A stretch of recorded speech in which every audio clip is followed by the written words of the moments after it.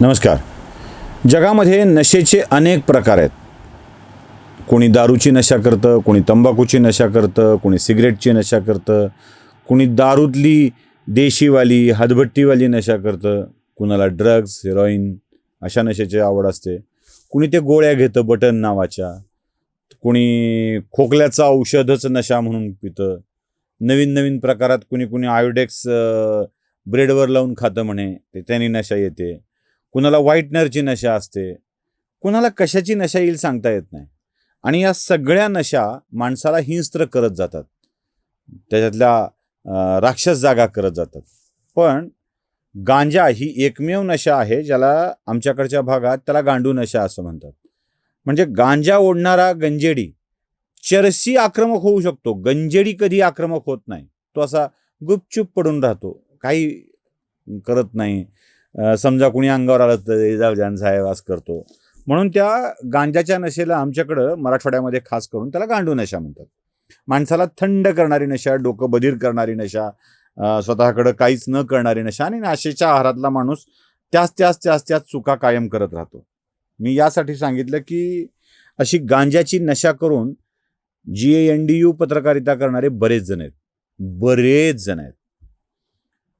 झालंय असं की महाराष्ट्रामध्ये काही उद्योजकांनी गुंतवणूक करून काही हजार कोटी महाराष्ट्रात गुंतवलेत आणि नवनवे उद्योग सुरू होणार आहेत.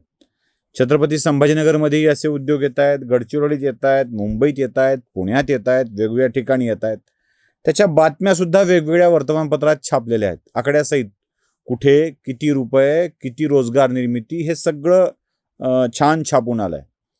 आणि हे छापून येताना कौतुक होतं आहे ते महाराष्ट्रातल्या या सरकारचं, मुख्यमंत्र्यांचं, की ते कसे उद्योजकांना पूरक भूमिका घेत आहेत, चांगली भूमिका घेत आहेत आणि त्यातून नवनवे उद्योग उभे राहत आहेत. या उद्योगातून महाराष्ट्राचं भलं होणार आहे अशा अर्थाच्या बातम्या येत आहेत. आता काही जणांना कसं पोटदुखी असते, फडणवीसांचं भलं होत आहे, चर्चा होते आहे, त्यांना क्रेडिट मिळतं आहे हे कळल्यावर पोटदुखी सुरू होते आणि बातमी विरोधात छापा वाटते. काही असो, विरोधात छापायचं. बाकी तुम्ही काही चांगलं करा, वाईट करा, विरोधात छापायचं ही वृत्ती असते. आणि अशा वृत्तीतून एका दैनिकानं, पुढे कळेल तुम्हाला, एका दैनिकानं अशीच गांजा लावून छापण्यासारखी बातमी केली. बातमी दाखवतोय बघा, नीट वाचा, थोडक्यात ठेवून लगेच नाही. राज्य सरकारच्या तिजोरीत खडखडाट असताना हजारो कोटीची गुंतवणूक कशी काय होतीये असा प्रश्न त्यात विचारला. अरे ठोंब्यांनो, अक्कल देव वाटत होता त्यावेळी तुम्ही हगायला गेले होते का? म्हणजे टाइम प्लीज असं करून गेले होते का? आणि देवाची अक्कल वाटणं तुम्ही मिस झालात असं काय झालंय का? किंवा डोकं नावाचा प्रकार देताना तुम्ही कुठे अचानक विसरले होते का? देवाच्या असेंब्लीवर एक एक जीव तयार होत होता आणि त्याला डोक्यात मेंदू लावताना तुम्ही मिस झालात. त्या मेंदू लावणाऱ्या देवाचा डोळा असा 2 मिनिटाकरता झाकला आणि तुमचे ते असेंब्लीवरून तुमचा गर्भ पुढे गेला आणि ते देणंच जमलं नाही, लावणंच जमलं नाही, मेंदू फिट करणंच जमलं नाही, की असं कनेक्शन लूज झालं होतं आणि तो गळून पडला. डोक्याचा भाग जरा तरी सांभाळायला पाहिजे अशा बातम्या देताना.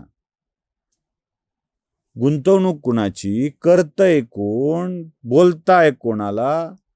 राज्यातल्या उद्योगातली गुंतवणूक म्हणजे सरकारनी बजेटमध्ये पैसे टाकून त्यांना दिलेली सुविधा नसते.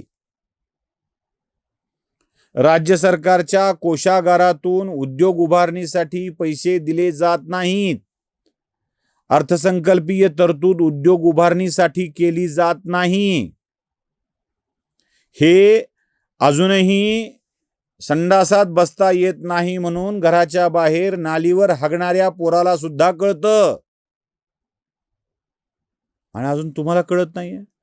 स्वतःला पत्रकार म्हणून घेता, बातम्या छापून घेता, हे सगळं करता, आणि तुम्हाला अजून याची अक्कल आली नाही की राज्य सरकारच्या तिजोरीत खडखडाट झाला म्हणून उद्योग उभारणीचं काम उरत नाही. असेल खडखडाट, समजा तुमच्या शब्दाकरता तुम्हाला बरं वाटावं म्हणून आपण 2 मिनिटाकरता गृहीत धरू, असेल खडखडाट, राहिले असतील बिलं कंत्राटदारांची, नाही असं नाही. पण त्याचा आणि उद्योग उभा करण्याच्या कोट्यावधी रुपयांच्या ह्याचा काय संबंध येतो?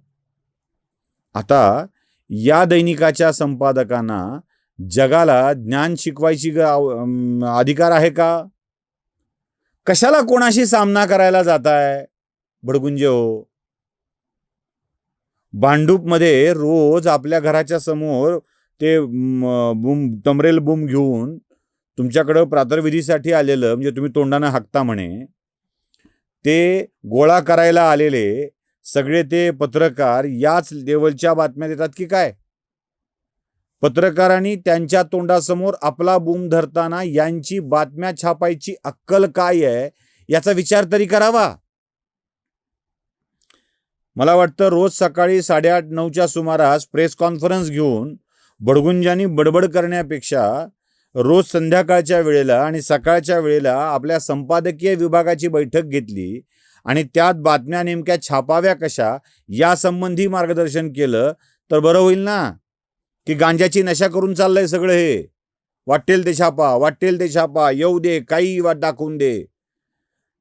एखाद्या विषयात निगेटिव्हिटी पसरवायची तर किती? आपला मालक आपल्याला संपादक म्हणून नोकरीला ठेवतोय, अन्य एका ठिकाणी कामाला दिलंय, 2-2 ठिकाणची पगार मिळते. इकडे किती नाममात्र असेल की काय असेल मला माहित नाही. नाममात्र पगार घेत असाल तरीही नोकर आहात. अरे खाल्लेल्या मिठाशी प्रामाणिकपणा ठेवून किमान तिथलं काम नीट व्हावं अशी अपेक्षा करणं आवश्यक आहे का? आपलं वाटेल ते सोडत राहायचं? या अशा गांजा फुक्या पत्रकारांना त्यांच्या संबंधीची वस्तुस्थिती कळावी, त्यांचा सामना कधीतरी बुद्धीशी व्हावा. ज्वलंत विचार असे जळके विचारासारखे येऊ नयेत. ज्वलंत आणि जळक्या विचारांमध्ये फरक असतो. त्या जळक्या विचारांनी पत्रकारिता करू नये. आपल्या नाव जसं आहे तशी दिव्य दृष्टी असावी, कुदृष्टी नको. एवढ्या साध्या गोष्टी जरी आपल्याला कळल्या तरी पुरेशा आहेत. नमस्कार. स्वधर्म जागृतीचा विधायक बुरुज